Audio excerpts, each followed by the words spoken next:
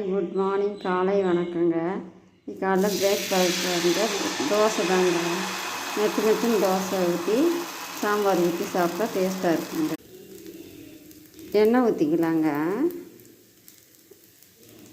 மெத்துன்னு தோசை பாருங்கள் எப்படி இருக்குன்னு, சாஃப்டாக இருக்குங்க அந்த தோசை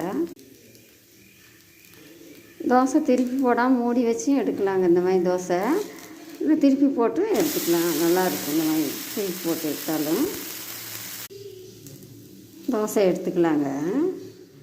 நல்லா சாஃப்டாக இருக்கு பாருங்க.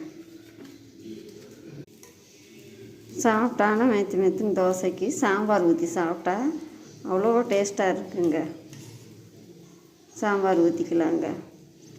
பிடிச்சிருந்தால் ஒரு லைக் பண்ணுங்கள், ஷேர் பண்ணுங்கள், சப்ஸ்கிரைப் பண்ணுங்கள். யாருக்கெல்லாம் இந்த மாதிரி சாப்பிட்டா தோசை ஊற்றி சாப்பிட பிடிக்குமோ கமெண்டில் சொல்லுங்கள்.